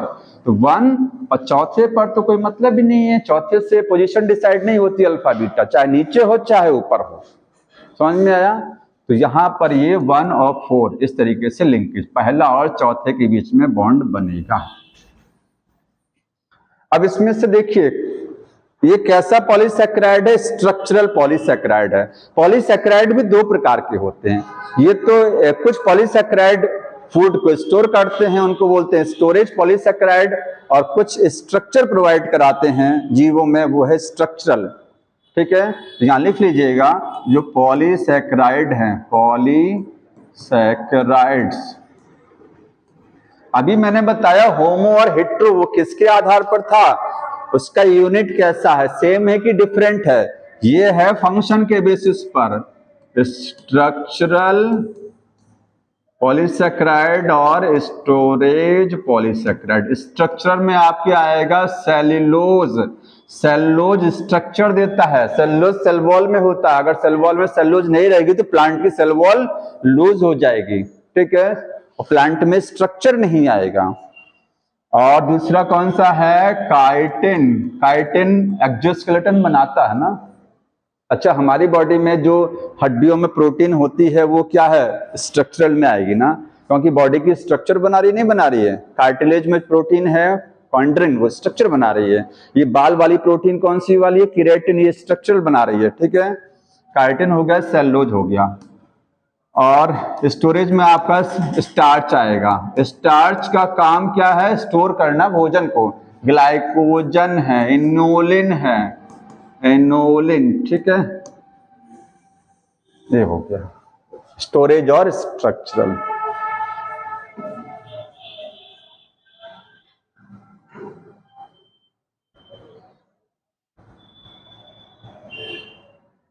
और कुछ इसमें बचा हो तो बताइए। पॉलीसेकेराइड में देख लीजिए, अगर कोई चीज छूट रही हो तो बता दें आपको।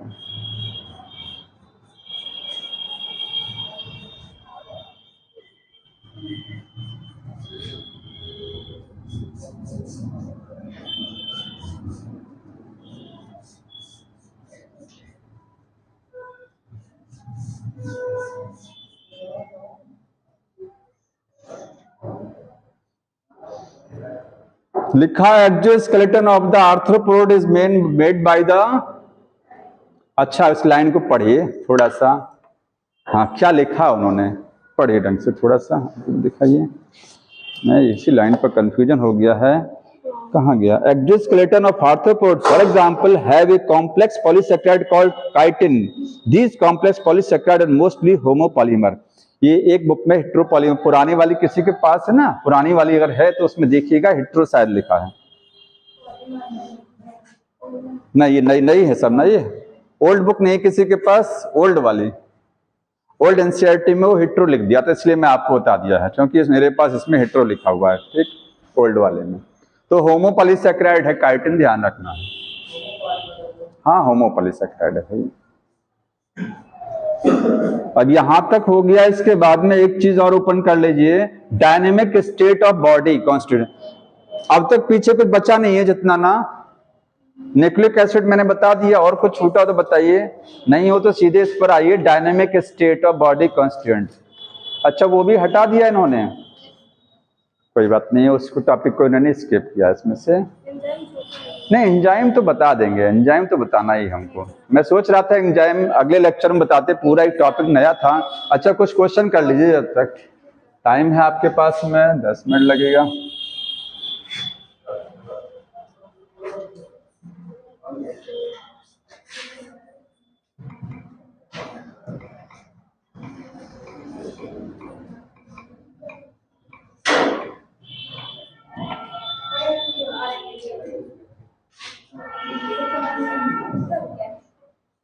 सारी चीजें बता दी गई हैं आपको उसमें, मॉलिक्यूलर वाले में डीएनए आरएनए, इसलिए मैंने अच्छे से बताया, छोड़ दिया सब।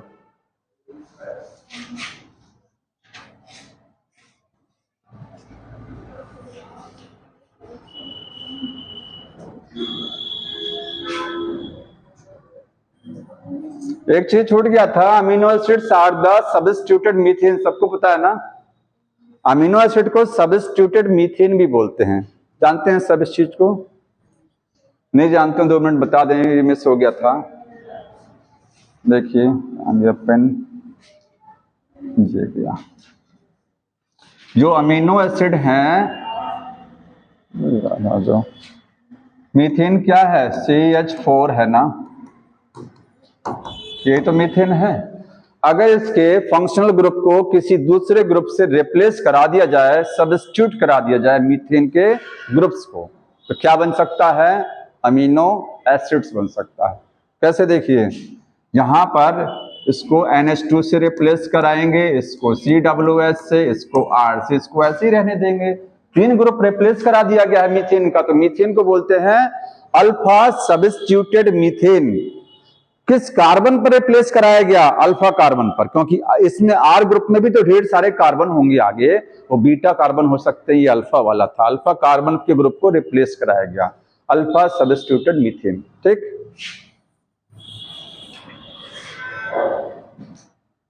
ओह कहाँ चला गया,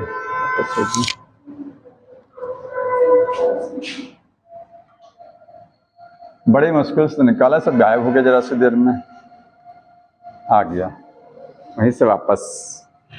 चलिए बताएंगे, लेसिथिन क्या है, फॉस्फोलिपिड है, क्या है, सेल मेम्ब्रेन में मिलने वाले लिपिड जो है उसको फॉस्फोलिपिड, कौन सा मिलता है, लेसिथिन, तो आंसर कौन सा हो गया, फॉस्फोलिपिड, ठीक। इनहिबिशन, ये एंजाइम का छोड़ दीजिए, एंजाइम वाले में कोफैक्टर एंजाइम से है, जो टॉपिक नहीं है उसको भी हटा दे रहा हूं उस क्वेश्चन को, ये अब सीधा सीधा क्वेश्चन दिया था, हो जाएगा ना, ये टेबल बनी हुई है बुक में, ठीक है। ट्रिप्सिन क्या है, एक एंजाइम है, इंसुलिन क्या है, एक हार्मोन हो गया, ठीक है। लाइपेज क्या करता है, फैट को डाइजेस्ट करेगा, ये हालांकि एंजाइम वाले टॉपिक से है, आप या तो वहीं समझ लीजिए, न्यूक्लियस न्यूक्लिक एसिड को तोड़ेगा, प्रोटीज प्रोटीन्स को, एमाइलेज कार्बोहाइड्रेट को डाइजेस्ट कराएगा, ये सारे एंजाइम के काम है, हो जाएगा ये।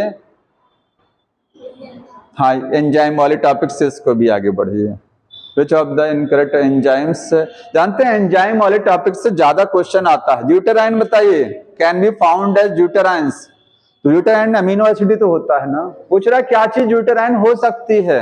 Amino acid. कॉम्प्लेक्स पॉलीसेक्राइड नहीं है। कॉम्प्लेक्स का मतलब जो हेट्रो, देखिए हेट्रो वाले को ही कॉम्प्लेक्स बोलते हैं। पॉलीसेक्राइड के दो टाइप, होमो पॉलीसेक्राइड और हेट्रो। बुक में लास्ट लाइन लिखा है ना, काइटिन क्या है? काइटिन ने लिखा है कि होमो पॉलीसेक्राइड है वो और कॉम्प्लेक्स है। तो इसमें जो काइटिन है वो कॉम्प्लेक्स हो गया, ग्लूकोसामाइन, एनोलिन, एन एसिटाइल ग्लूकोसामाइन हो गया। देखिए ये वाला देख रहे हैं ना, ग्लूकोसामाइन। एक्चुअली में ग्लूकोसामाइन कोई भी पॉलीसेक्राइड नहीं है।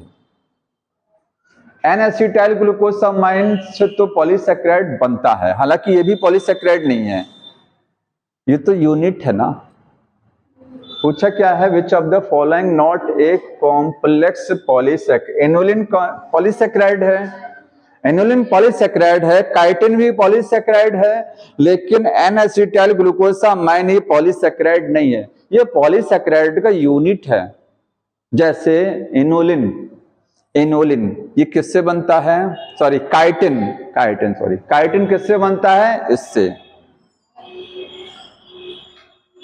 तो ये क्वेश्चन ही दरअसल में कुछ अजीब लग रहा है कि नॉट है। देखिए दो तो पॉलीसेक्राइड है, दो तो क्लियर है। अब ग्लूकोसामाइन को देखना है कि ग्लूकोसामाइन है कि नहीं है, ये भी क्लियर है। अच्छा दिया है, देखिए।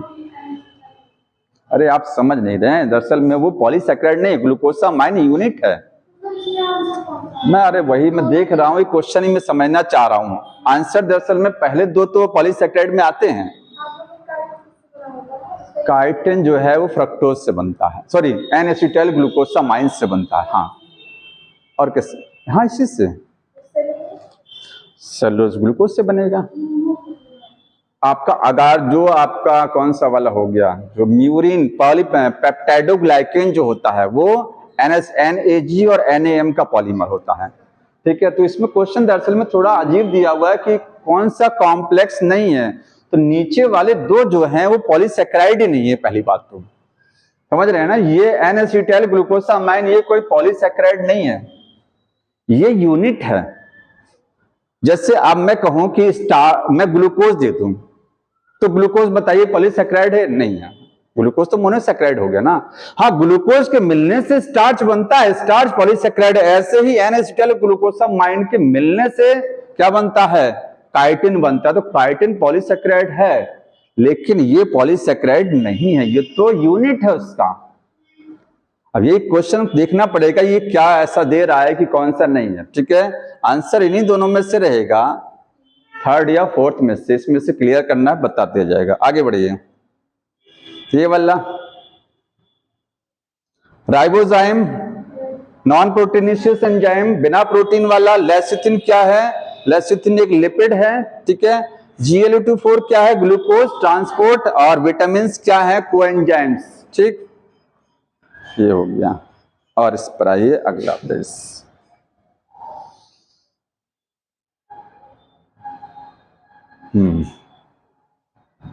इसको बताइए, ये तो सेकेंडरी मेटाबोलाइट से है, हो जाएगा ये?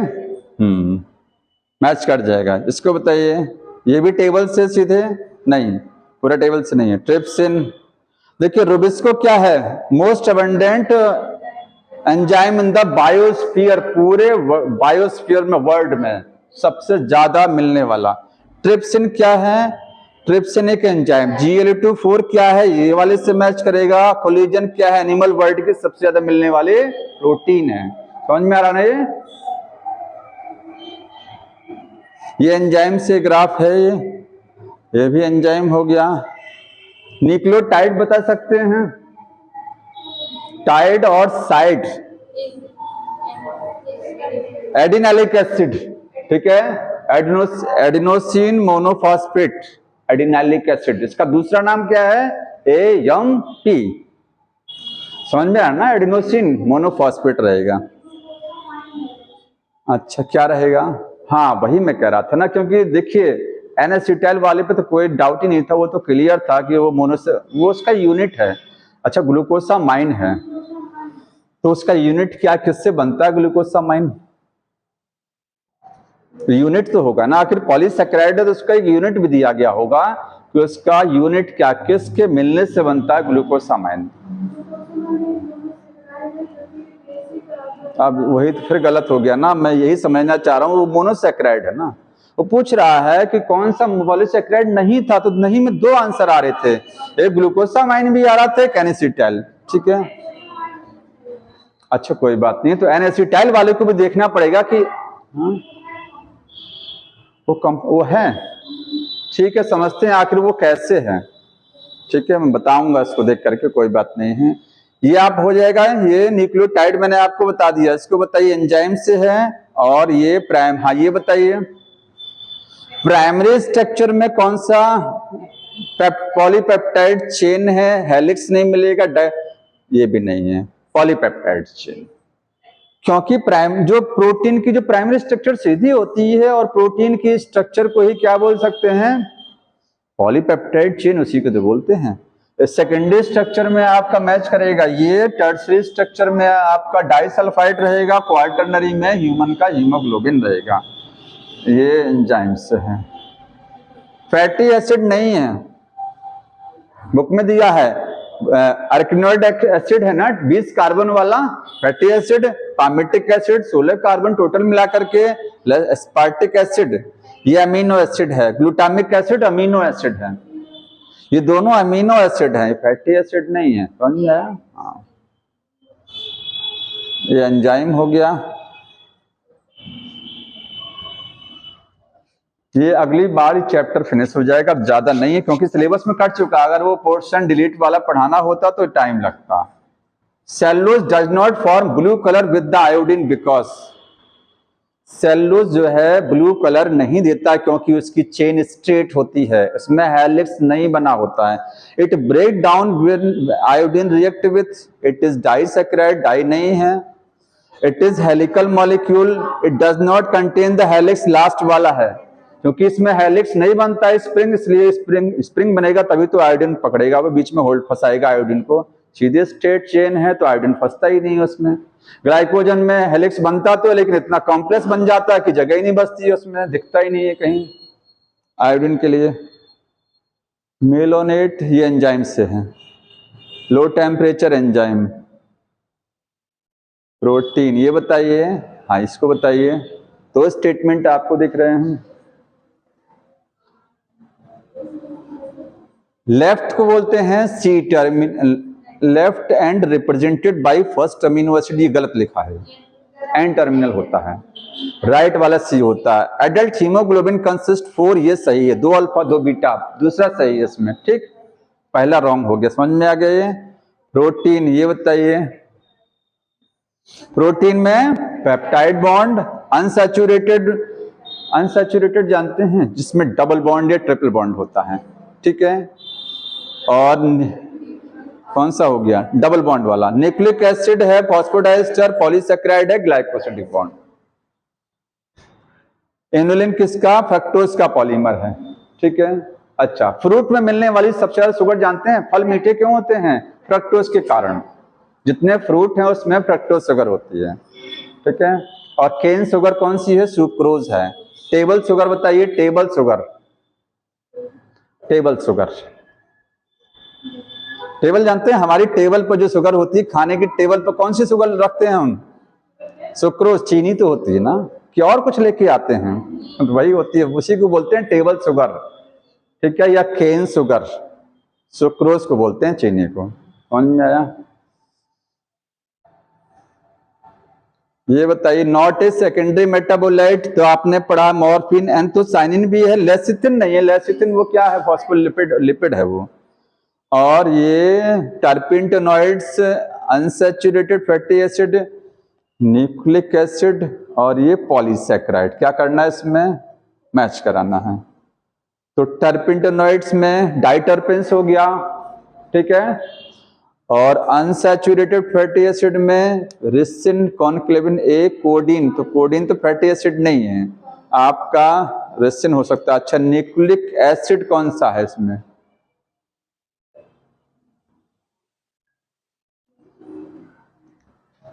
पॉलीसैकेराइड।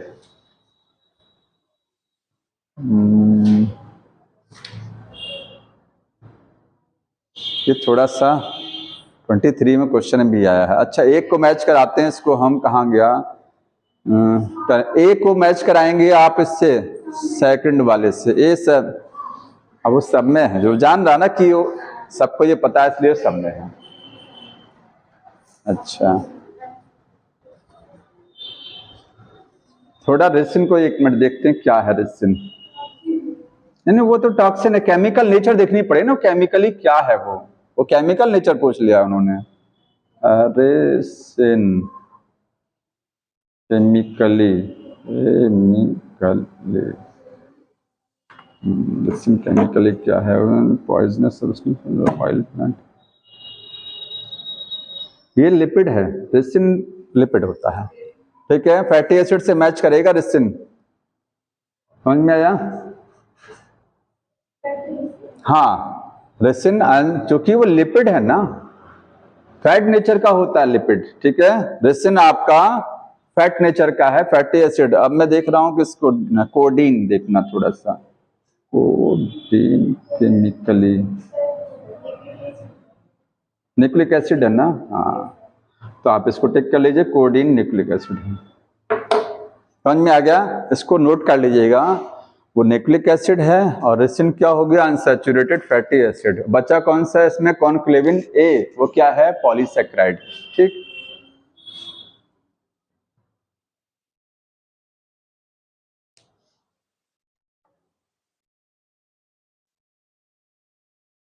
हो गया, लिख लिए हैं, कॉनक्लेविन ए पॉलीसैकेराइड, ठीक है। एक्सोस्केलेटन काइटिन, एक्सोस्केलेटन काइटिन हो गया। लेस आपको बताना है statement lipid and find out the correct set of statement. अच्छा, lecithin found in the plasma membrane is glycolipid, ये फॉस्फोलिपिड है, ये रॉन्ग हो गया। Saturated fatty acid possess more one और मोर, ये रॉन्ग है। अनसैचुरेटेड में डबल बॉन्ड होता है। Gingery oil low melting point, ये ऑयल है, बुक में दिया गया है ऑयल ऑफ फैट, फैट और ऑयल। जो ऑयल होता है वो ठंडक में जमता नहीं है, और फैट जो होता है जैसे बटर, घी, ये सब जम जाता है। तो ऑयल का मेल्टिंग पॉइंट लो होता है और फैट का मेल्टिंग पॉइंट ज्यादा होता है।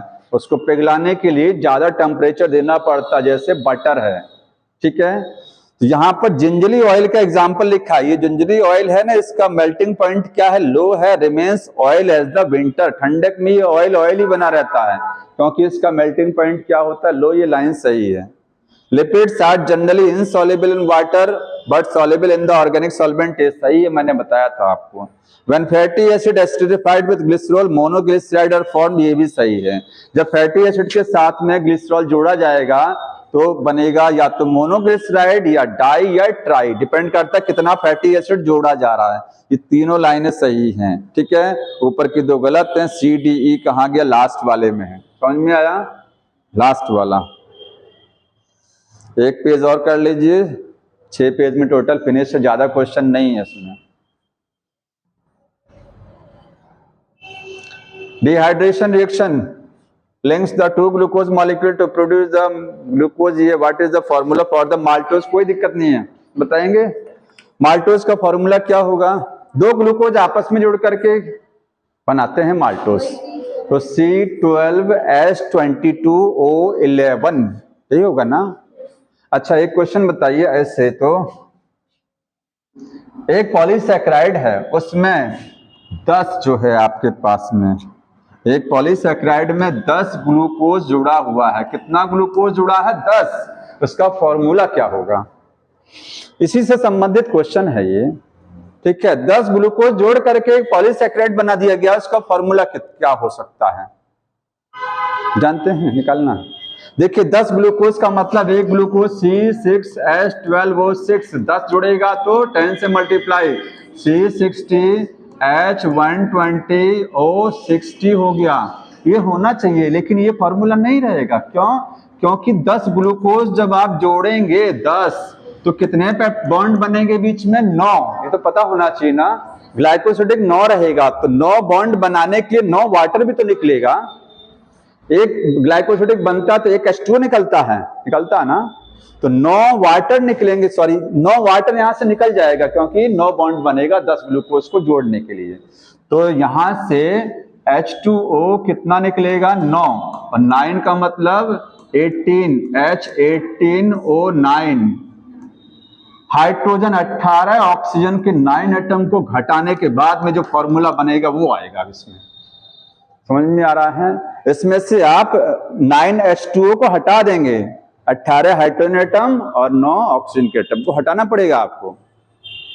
समझ में? तो ये वाला था C12H22O11। ये भी ऐसे बना है, 2 ग्लूकोज जोड़िए, देखिए 2 ग्लूकोज को जोड़ के कितना आएगा? C12H24O12 आया। इसमें से एक H2O निकलेगा ना, क्योंकि 2 ग्लूकोज जोड़ेंगे, कितना पेप्टाइड? एक, सॉरी कितना ग्लाइकोसिडिक? एक। तो एक ग्लाइकोसिडिक के लिए कितना वाटर निकालेंगे? 1 वाटर। 2 हाइड्रोजन निकालिए, 1 ऑक्सीजन निकालिए, 2 हाइड्रोजन निकलेगा तो 22, 1 ऑक्सीजन निकलेगा 11, बन गया फॉर्मूला ये वाला। आ गया ना? सुक्रोज का भी फॉर्मूला यही होता है, माल्टोज है, लैक्टोज है, सुक्रोज, तीनों का फॉर्मूला सेम होता, तीनों डाइसैकेराइड एक्चुअली में। समझ में आया? केवल यूनिट सबके अलग अलग हैं। ये पेज खत्म हो जाएगा तब, जल्दी मत करिए। ये बताइए, ग्लाइकोजन स्टोरेज पॉलीसैकेराइड, स्टोर करता है फूड को एनिमल्स में। ग्लोबुलिन क्या है? ग्लोब्यूलिन, एक्चुअली ग्लोबुलिन हीमोग्लोबिन में मिलने वाली प्रोटीन भी हो सकती है, और एंटीबॉडी में भी ग्लोबुलिन होता है। तो यहाँ क्या दिया गया है? एंटीबॉडी, कोई बात नहीं है। स्टीरॉइड क्या है? स्टीरॉइड लिपिड्स होते हैं।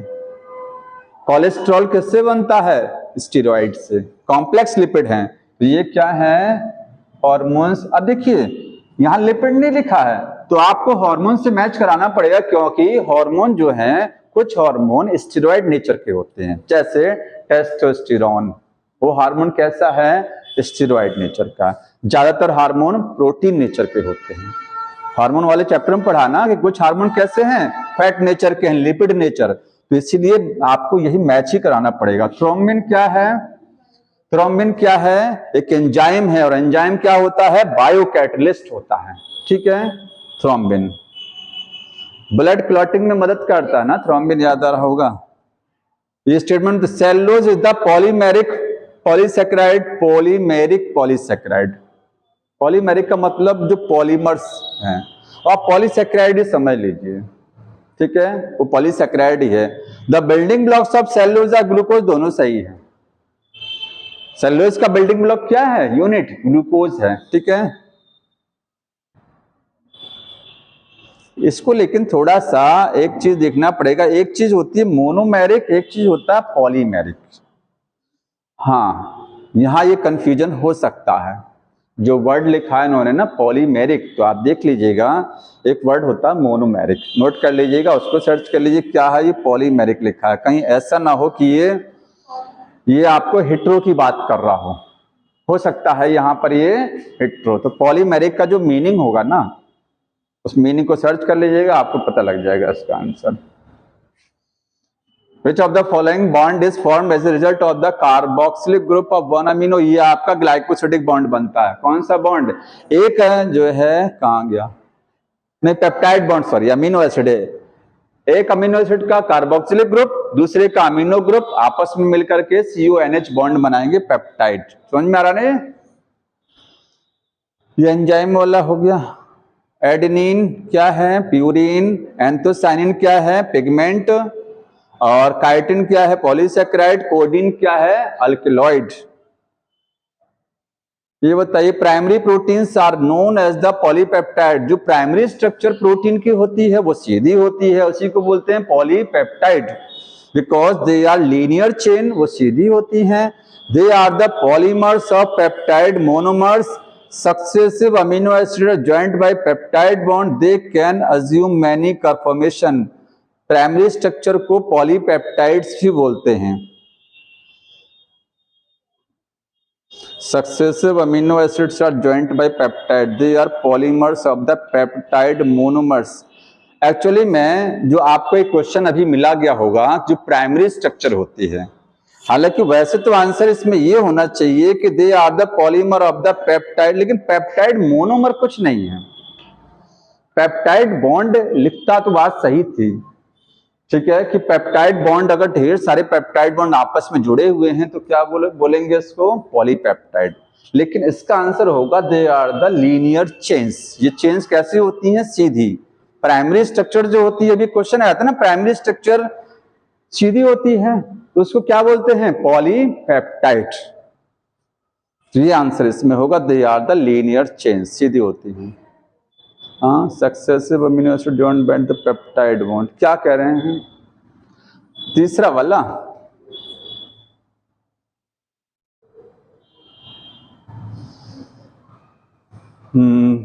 तीसरा वाला देखिए क्लियर तो नहीं हो सकता है, क्योंकि पेप्टाइड बॉन्ड के मिलने से जो बनेगा वो पॉलीपेप्टाइड होगा, हमने आपको स्टार्टिंग में बता दिया है, ठीक है। देख लीजिएगा, मैं बता दूंगा इसको क्या है इसमें, ठीक।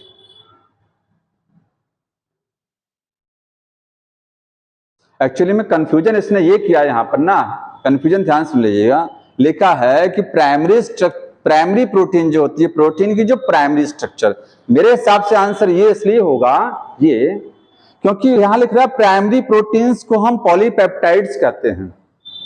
तो प्राइमरी स्ट्रक्चर जो होती है उसमें प्रोटीन की एक लीनियर चेन होती है, समझ में आ रहा है, इसीलिए आंसर होगा।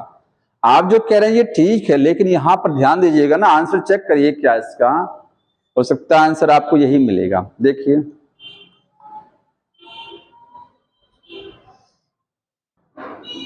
मिला,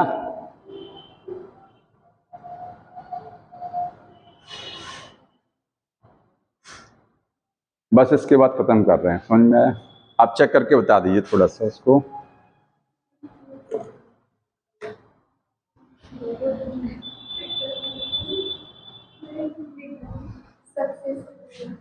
सक्सेसिव आंसर दे रहा है, अच्छा ठीक है,